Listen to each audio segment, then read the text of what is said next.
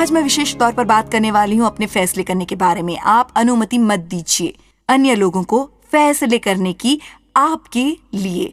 जहाँ तक फैसले करने की बात हो, विशेषकर यदि वो आपके जीवन के, आपके परिवार और उन बातों के बारे में हो जिनकी जिम्मेदारी परमेश्वर ने आपको दी है, एक अभिषेक है जो रहता है आपके अंदर, और बाइबल के अनुसार आपको इसकी जरूरत नहीं है कि कोई अन्य आकर आपको बताए आपको क्या करना चाहिए। पवित्र आत्मा आपका मार्गदर्शन और सहायक करेंगे आपके जीवन के लिए। वह आपका अधिकार है, खून द्वारा खरीदा हुआ, परमेश्वर द्वारा दिया मार्गदर्शन लेने का अधिकार पवित्र आत्मा से।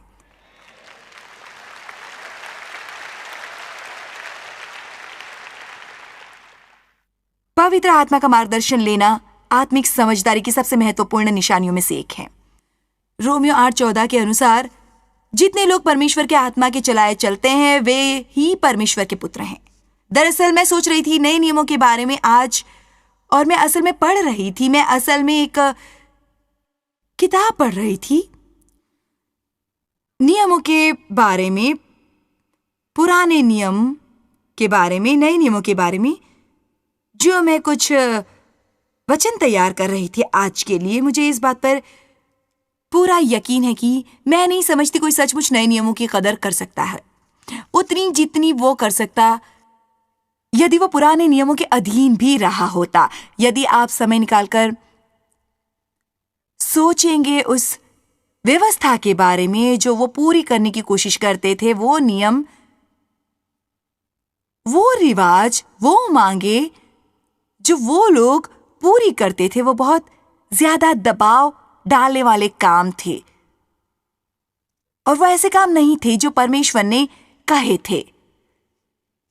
परमेश्वर ने कहा था लोग कुछ काम कर सकते हैं और कुछ उन्हें नहीं करने, परंतु फरीसियों ने, जो धार्मिक लोग थे और आज भी हैं धार्मिक लोगों के वेश में, वो उन्हें एक बिल्कुल अलग स्तर पर ले गए और उन्होंने 10 आज्ञाओं को यीशु के आने तक उनसे 2000 आज्ञाएं बना दी। बहुत बार लोग आपके लिए नियम बन सकते हैं और उनकी अपेक्षाएं जो वो चाहते हैं आपके लिए नियम बन सकती हैं। आपको ये महसूस होने लगता है कि आपको वो करने पड़ेंगे। सच तो यह है कि आपको परमेश्वर का मार्गदर्शन लेना चाहिए। इसका अर्थ ये है कि आपको सामना करना पड़ेगा कुछ परिस्थितियों का और कहना पड़ेगा मुझे महसूस नहीं होता कि मुझे ये करना चाहिए। लोग आपसे प्रेम नहीं करते होते यदि वो आपको ये करने की आजादी नहीं देते। रोमियो 7:4 की ओर,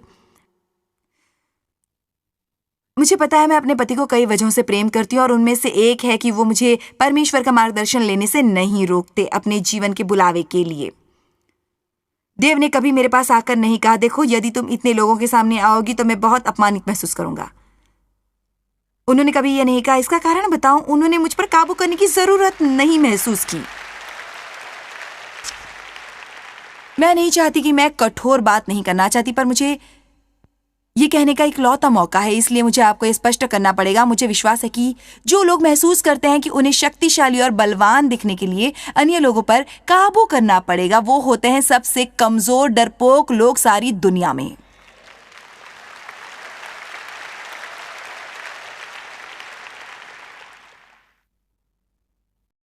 मैं ये जानती हूं क्योंकि मैं भी होशियारी से अधिकार करती थी और उसके कारण था केवल डर और असुरक्षा जो मुझे थी, और उनका कारण यह था कि मैं नहीं जानती थी मैं मसीह में कौन थी। यदि आप जानते हैं आप मसीह में कौन है, तब लोग आपसे असहमत होंगे तो आपको कोई परेशानी नहीं होगी, क्योंकि उनकी राय आपकी पहचान नहीं होती, वो केवल उनकी राय होती है।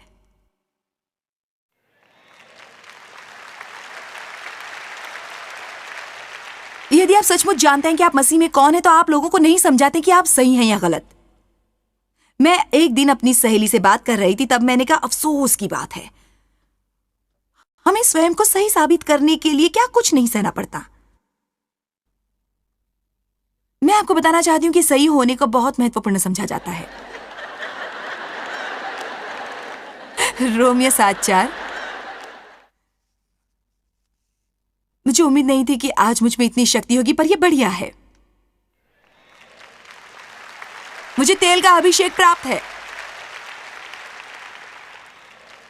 दरअसल ये होता है जब हम परमेश्वर की अपने जीवन के लिए इच्छा में प्रवेश करते हैं। आपको जैसे कोई और ही शक्ति मिलती है। कुछ लोग शायद बेहतर महसूस करेंगे यदि वो करेंगे जो वो करना चाहते होंगे, जो उस दिन उन्होंने करना होता है।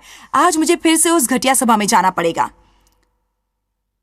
ना जाने मैं उसमें कैसे फंस गया। मुझे बहुत खुशी होगी जब मैं ये घटिया सभा समाप्त करूंगा। कल मुझे शांति से जन्मदिन की पार्टी पर जाना है, क्योंकि मैं जानती हूँ कैसे है। यदि मैं नहीं गई तो वो क्रोधित होकर तूफान खड़ा कर देगी। क्या आप जानते हैं कितने हजार, कितने हजार, कितने लाख ऐसे काम होते हैं जो लोग करते हैं। कुछ काम ऐसे होते हैं जो हम फर्ज समझकर करते हैं, कुछ काम होते हैं जो हम दया करके करते हैं। परंतु ध्यान दीजिए, आप वो काम भी आनंद के साथ कर सकते हैं यदि वो परमेश्वर के लिए कर रहे होते हैं।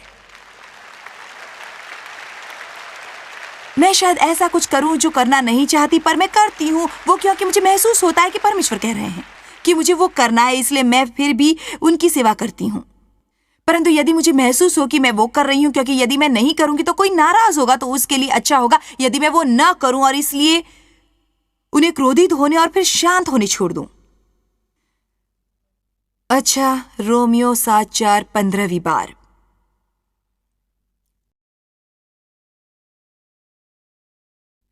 सो मेरे भाइयों, तुम भी मसीह की क्रूस पर चढ़ाई देह के द्वारा व्यवस्था के लिए मरे हुए बन गए। जब वो मरे, उन्होंने कानून पूरा किया था और ये कहा था वो पूरा हो गया है। उनका मतलब था कि पूरी व्यवस्था, जो भी पूरे करना, सभी नियमों और कानूनों को, सभी रिवाज, सभी मांगे, वो दबाव जो गलती करने पर होता है कि उस दूसरे के हो जाओ जो मरे हुओं में से भी जी उठा, ताकि हम परमेश्वर के लिए फल लाए। हम परमेश्वर के लिए फल कैसे ला सकते हैं यदि हम अन्य सभी के पीछे जाएंगे?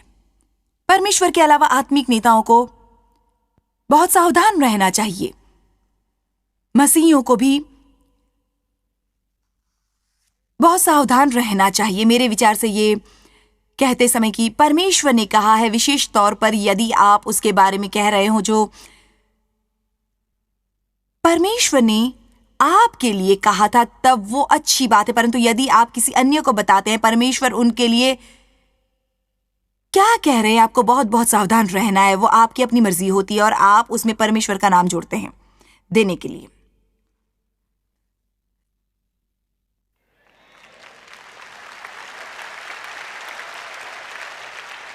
मुझे विश्वास है कि परमेश्वर ने मुझे कहा है कि आपको उनके साथ विवाह नहीं करना चाहिए। देखिए, ना समझ मत बनिए, बस शांत रहिए। मेरा मतलब है आप उनके लिए प्रार्थना कीजिए, और यदि वो आपके पास अगर आपसे पूछे आपको इसके बारे में कैसा महसूस होता है, तब शायद आपको बताना चाहिए आप कैसा महसूस करते हैं। पर एक दिन किसी ने मुझे पूछा कि मैं क्या सोचती हूँ, तो मैंने कहना शुरू कर दिया बा बा बा बा बा बा बा बा बा बा बा बा। फिर मैंने सोचा मैं ये क्या कर रही हूँ। मैंने कहा देखिए सच यही, मैं नहीं जानती आपको क्या करना चाहिए। मैंने कहा मैंने इसके बारे में इतना सोचा नहीं है, मैं तुम्हें कुछ सुझाव दे सकती हूँ। सबसे महत्वपूर्ण बात यह है कि हम जितने ज्यादा लोगों से पूछते हैं उतने ही उलझ जाते हैं, इसलिए हमें परमेश्वर की सुननी चाहिए और वो करना चाहिए जो वो कहते हैं। आमीन। ओह, पर हमें मशवरा देना बहुत पसंद है। बाइबल के अनुसार हमें अब व्यवस्था के अधीन नहीं जीना है, बल्कि हमें अब नए नियमों के द्वारा जीना है। ये मुझे पसंद है। देखिए, जब नए नियम आए तब लोगों पर बहुत अत्याचार होते थे। मैं कल्पना कर सकती हूँ उनके आनंद की और उनका समर्पण करने के लिए तैयार होना जो उन्होंने मसीह के सामने किया था, जिसका उन दिनों में अर्थ था कि उन्हें अपने विश्वास के लिए मरना भी पड़ सकता है। परंतु उन पर इतने बंधन थे, इतने कानून थे, इतने रिवाज पूरे करने पड़ते थे, आजादी नहीं थी। फिर जब ये नए नियम आए और बाइबल के अनुसार जो कोई भी मसीह में है नई सृष्टि है, उन्होंने ये सिखाया कि एक नया नियम था जिसका अर्थ ये था कि उनमें से हर एक पवित्र आत्मा से व्यक्तिगत मार्गदर्शन ले सकता है। उन्हें हर वक्त परमेश्वर से सुनने के लिए किसी याजक या आत्मिक नेता के पास जाने की जरूरत नहीं थी। उन्हें इंतजार नहीं करना पड़ता था कि कब शहर में कोई भविष्यद्वक्ता आएगा और उनके लिए कोई भविष्यवाणी करेगा, बल्कि उनमें से हर व्यक्ति परमेश्वर से स्वयं सुन सकता था। वो परमेश्वर की उपस्थिति में रोक टोक के बगैर आ जा सकता था जब भी वो चाहते, क्योंकि हर मनुष्य के लिए अंदर आकर परमेश्वर के साथ संबंध बनाने के लिए द्वार खुले थे। नए नियमों की यही तो बढ़िया बात है।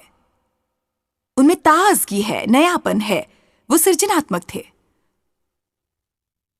उनमें विविधता थी। कोई अचंभा नहीं कि हम कई बार गिरजे से कब जाते हैं यदि हर चीज एक योजना हो जो पहले से बनी हो। ये सच है कि हमारी एक योजना, एक प्रोग्राम होता है, परंतु जब मैं यहाँ आती हूँ मैं ऐसी बातें कहती हूँ जिनकी मैंने योजना नहीं बनाई होती, और बहुत सी बातें जो मैं बोलना चाहती हूँ वो नहीं बोलती। भिन्न भिन्न चीजें होती हैं। कई बार हमें उन्हें मिश्रित कर देना होता है, और पवित्र आत्मा सृजनात्मक होते हैं। आप जीवन से उबेगे नहीं यदि आप पवित्र आत्मा का मार्गदर्शन लेंगे। चलिए अब मैं आपको चुनौती देती हूँ। यदि आप में से कोई कहता है मैं बहुत उब गया हूँ वही करते करते करते एक दिन, तब आप फैसला क्यों नहीं करते कि लोगों को प्रसन्न करने की कोशिश आप बंद कर देंगे और परमेश्वर से पूछेंगे आपको क्या करना चाहिए। मैं दावे से कह सकती हूँ थोड़े दिन बाद आप उबना बंद कर देंगे। लोगों को अपने लिए नियम ना बनाने दें। प्रेरितों के काम 5:29 में एक वचन है जो मुझे बहुत पसंद है, क्योंकि वो उस बात से संबंधित है जो मैं बताना चाहती हूँ। हम वो वचन ऊपर लगा देते हैं। मैं चाहती हूँ आप वो देखें क्योंकि उसमें बहुत सादगी है। लिखा है, तब पतरस और प्रेरितों ने उत्तर दिया कि मनुष्यों की आज्ञा से बढ़कर परमेश्वर की आज्ञा का पालन करना ही कर्तव्य कर्म है। हमें परमेश्वर की आज्ञा का पालन करना चाहिए, मनुष्यों की नहीं। एक समय हमारे एक पादरी थे 1970 के दशक में। उन्होंने इस वचन पर प्रचार किया शायद 3 महीनों तक। हर रविवार वो प्रचार करते हमें परमेश्वर की आज्ञा का पालन करना चाहिए, मनुष्यों की नहीं। मुझे अब समझ आती है कि वो समझते थे कि वो हमारे लिए प्रचार कर रहे थे, परंतु परमेश्वर उन्हें कुछ बता रहे थे। हकीकत यह है कि वो काबू करते थे बहुत होशियारी से। मुझे नहीं लगता कि ऐसा करना चाहते थे, पर वो चाहते थे कि जिसे भी कुछ नया करना हो उसे उनसे और गिरजे से सम्मानित लोगों से पूछना चाहिए। मुझ में परमेश्वर के लिए बहुत जोश था, मुझे परमेश्वर से प्रेम था और मैं उनकी सेवा करना चाहती थी। और ये गिरजा बहुत क्रियाशील था बांटने में शुभ संदेश के अंश सड़कों पर। इसीलिए मुझे ये ईश्वरीय विचार सूझा। मैंने सोचा ये गर्मियों के दिन थे, मुझे ये विचार आया मैं लोगों में कुछ करने का जोश पैदा कर सकती हूँ। इसलिए मैंने सोचा मैं कुछ ऐसी औरतों को साथ लूंगी जो वैसे भी दिन भर कुछ नहीं करती। इसलिए हमने वो गर्मियां गुजारी 10,000 शुभ संदेश के अंश लगाकर गाड़ियों के सामने कांच पर। जब लोग अपनी गाड़ी में घुसते तो वो एक छोटा शुभ संदेश का अंश होता जिस पर एक मुस्कुराता चेहरा उन्हें देखकर कहता होता, यीशु आपसे प्रेम करते हैं। हंसे, यीशु आपसे प्रेम करते हैं। अब मुझे बताइए ये किसी का नुकसान नहीं करता। ठीक, वो अच्छी बात थी, अच्छा मकसद था। मुझे गिरजे की कमेटी के सामने बुलाया गया और मुझ पर दोष लगाया गया ये कहकर कि मैं एक बागी औरत थी, क्योंकि मैंने पहले उनसे अनुमति नहीं ली थी। वो मेरे लिए नई बात थी। सच तो यह है कि ऐसी बहुत बातें थी जो वहां होती रहती थी। मुझे ये कहते हुए दुख हो रहा है कि वो गिरजा अब नहीं है, पर ये होना ही था। हमें परमेश्वर की आज्ञा का पालन करना चाहिए, मनुष्यों का नहीं। फिर भी वो व्यक्ति ये निश्चित कर रहा था कि हर कोई वो करे जो उनके मुताबिक परमेश्वर करने को कह रहे थे। ऐसे लोगों को पवित्र आत्मा का मार्गदर्शन लेने की आजादी नहीं मिल रही थी। मेरे विचार से आपको ये सुनना चाहिए। आशा करती हूँ कि मैं किसी को क्रोधित नहीं कर रही हूँ, पर मुझे विश्वास है कि आपको ये सुनने की जरूरत है। मैं आपको बागी बनने की सलाह नहीं दे रही। मैं ये नहीं कह रही कि आपको कभी वो नहीं करना चाहिए जो पादरी कहे। मेरे विचार से जब पादरी कहे कि उन्हें महसूस हो रहा है कि परमेश्वर उन्हें कुछ करने के लिए प्रोत्साहित कर रहे हैं, तो ये गलत नहीं है, ये बढ़िया है, ये उन्हें करना चाहिए। मैंने सही कहा ना?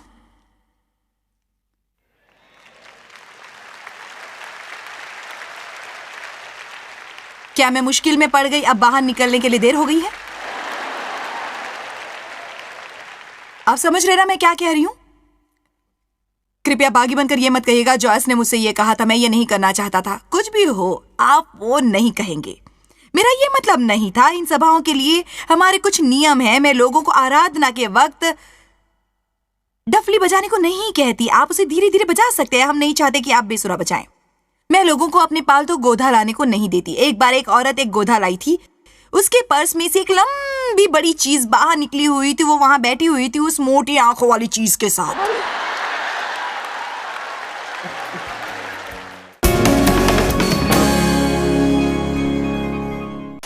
मैं लोगों को खड़े होकर भविष्यवाणी नहीं करने देती जब मैं प्रचार कर रही होती हूँ। एक औरत ने ऐसा किया था। वो कुछ साल पहले किसी सभा में आई थी। उसने खड़े होकर कहा, यहोवा का वचन है। वो बकवास था क्योंकि पहले ही मैं कुछ कह रही थी और पवित्र आत्मा अपने बीच में नहीं टोकते।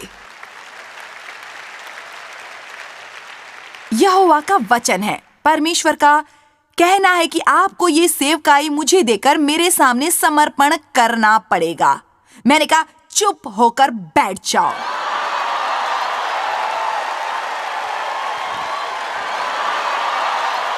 ये नामुमकिन है कि वो कीमत देकर जो मैंने ये करने के लिए दी है, मैं किसी पगली को अपनी सभा में उठकर उसे बर्बाद करने दूंगी।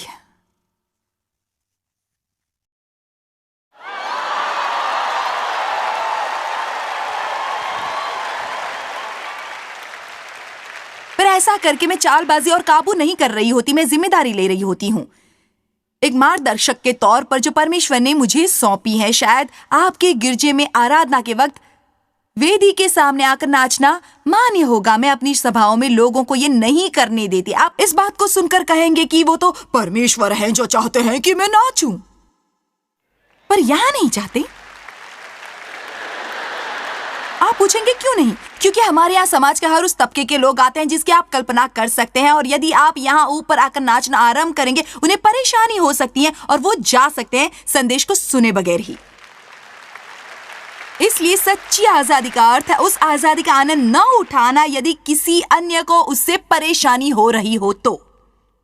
उस औरत को अपने पालतू गोधा को सभा में लाने की आजादी नहीं थी क्योंकि उससे अन्य लोग काफी भयभीत हो रहे थे।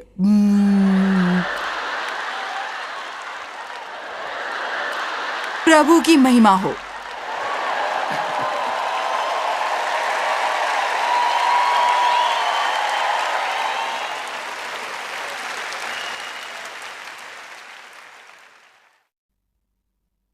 प्रेरितों के काम 5:29 की ओर दोबारा चलिए। 1 मिनट के लिए हमें मनुष्यों की नहीं परमेश्वर की आज्ञा का पालन करना चाहिए। देखा, आपने सोचा मैं भूल गई, पर मैं हमेशा लौटती हूं। कितनी अचंभे की बात है कि उन्होंने 3 महीनों तक उस पर प्रचार किया और स्वयं उल्टा कर रहे थे। मैं आपको बता सकती हूं कि वो गिरजा बर्बाद हो गया क्योंकि वहां लोग दूसरों पर काबू कर रहे थे आत्मिक तौर पर, और उन्हें बताते थे परमेश्वर क्या कहते हैं उनके जीवनों के लिए। देखिए, मेरे 4 बच्चे हैं और मुझे बहुत खुशी होती यदि वो सब प्रचार करते, पर उनमें से एक भी नहीं करता। तो मैं क्या करती हूं? मैं कभी उन पर वो बनने के लिए दबाव नहीं डालती जो वो नहीं है। मैं उन्हें हमेशा कहती हूं तुम मेरे लिए काम कर सकते हो या कहीं और काम कर सकते हो। तुम चाहे सेवकाई में रहो या तुम कुछ और करना चाहो, मैं चाहती हूं तुम प्रसन्न और संतुष्ट रहो और परमेश्वर की इच्छा पूरी करो अपने जीवन के लिए।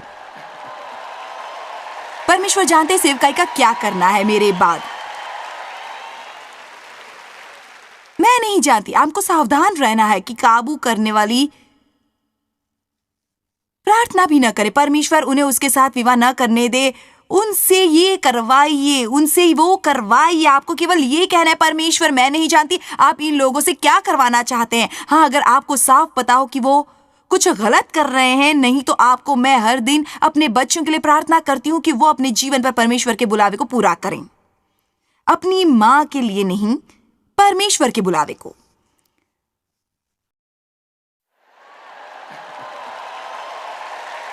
आपको पता है कितने नौजवानों को समस्याएं होती हैं क्योंकि उन पर कई आशाएं पूरी करने का दबाव होता है उनके माता पिता की तरफ से। हमें केवल ये आशा करनी चाहिए कि हमारे बच्चे परमेश्वर से प्रेम करे, वो करे जो परमेश्वर उनसे चाहते हैं।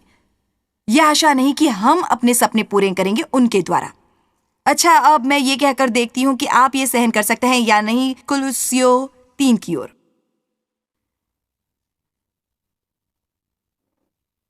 आपको अभी पता चलेगा मैंने क्यों कहा कि आप ये सहन कर पाएंगे या नहीं। वो है स्त्रियों अपने पतियों के अधीन रहें।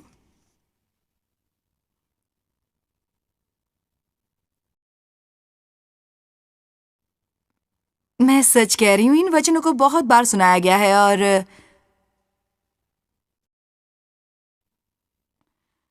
और वचन से या काम से जो कुछ भी करो, चाहे जो भी हो, सब प्रभु यीशु के नाम पर करो और उनके द्वारा परमेश्वर पिता का धन्यवाद करो। हे पत्नियों, अपने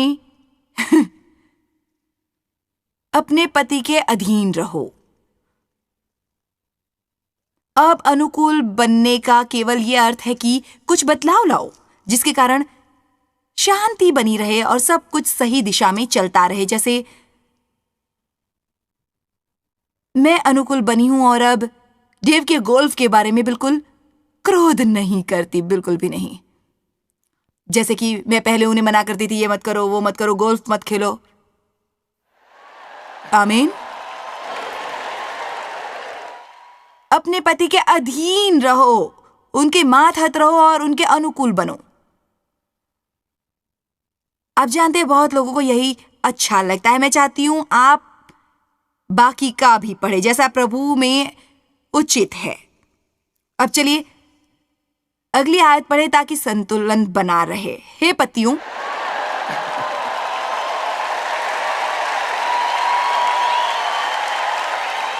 मुझे अच्छा नहीं लगता पत्नियों के बारे में पढ़ूं और फिर पतियों के बारे में न पढ़ूं। हे पतियों, अपनी पत्नी से प्रेम करो, उनसे प्यार करो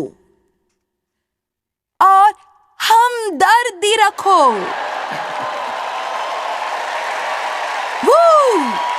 यहां एक संदेश मिलता है। इसका अर्थ है जब पत्नी रोए तो उसे गले लगाकर यह कहना चाहिए, मैं समझता हूं, मैं समझता हूं, मैं समझता हूं। इससे कोई अंतर नहीं पड़ता कि आप नहीं समझते, उससे कहो कि आप समझते हो। मुद्दा समझने ना समझने का नहीं है, प्रेम और हमदर्दी का है। ये मत कहो क्या हुआ है, तुम्हें पगला गई हो, तुम्हारे हार्मोन्स फिर गड़बड़ हो गए हैं।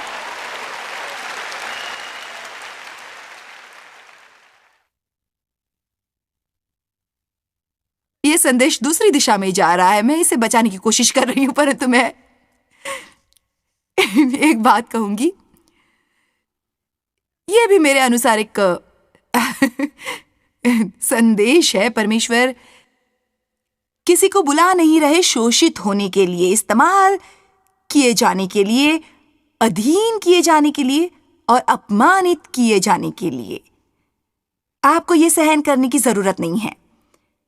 आपसे अपेक्षा है कि आप समर्पण करके अनुकूल बनेंगे जैसे योग्य होगा प्रभु में। यदि पति पत्नियों के साथ सही व्यवहार करेंगे और पत्नियां बदले में अपने पतियों के साथ वैसा व्यवहार करेंगी जैसे परमेश्वर चाहते हैं, हर विवाह सुंदर और सफल होगा।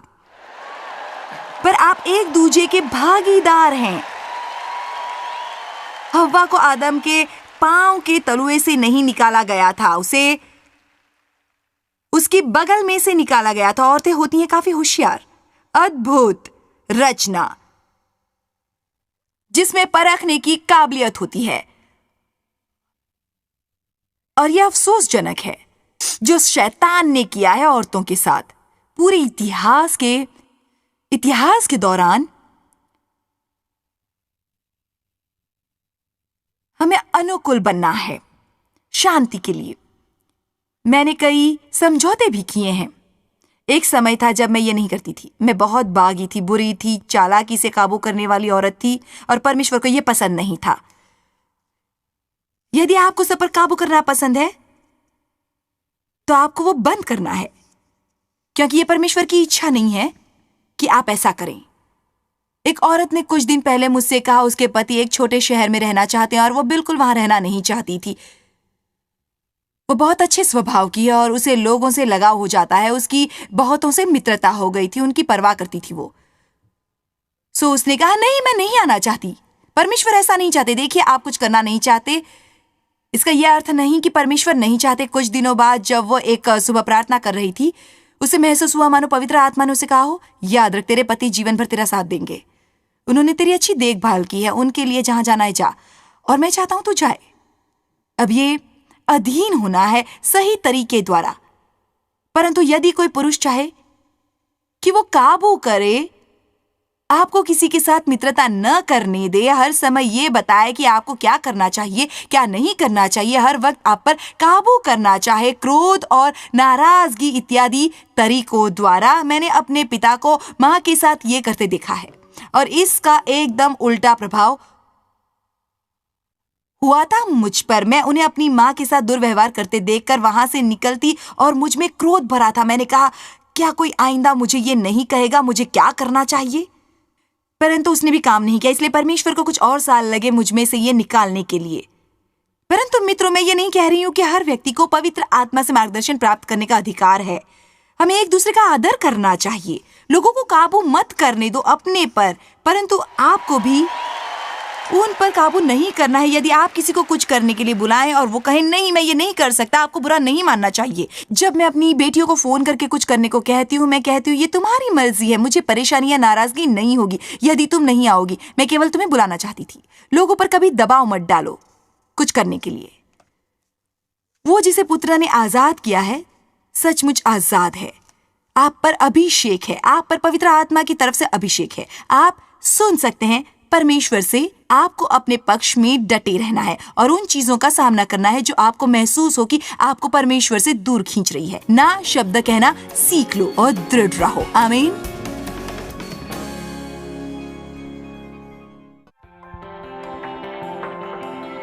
जॉय स्माइल मिनिस्ट्रीज में आप हमारे लिए कितने अहम हैं, इसका आपको अंदाजा नहीं। हम आपके आभारी हैं और हम धन्यवाद करते हैं अपने सब मित्रों और सहयोगियों का कि उन्होंने इस विश्वव्यापी सेवकाई को संभव बनाया। मिलकर हम भूखों को खिला रहे हैं, गरीबों को पहना रहे हैं और कई देशों में सुसमाचार पहुंचा रहे हैं। कृपया हमसे संपर्क करें या विजिट करें jmmindia.org पर। आज ही अपनी प्रार्थना के अनुरोध बताने के लिए, हमारे साधनों के बारे में और जानकारी और जॉयस की सभाओं का शेड्यूल जानने के लिए और हमारे सहयोगी बन जाएं दुनिया भर में मसीह का प्रेम बांटने के लिए।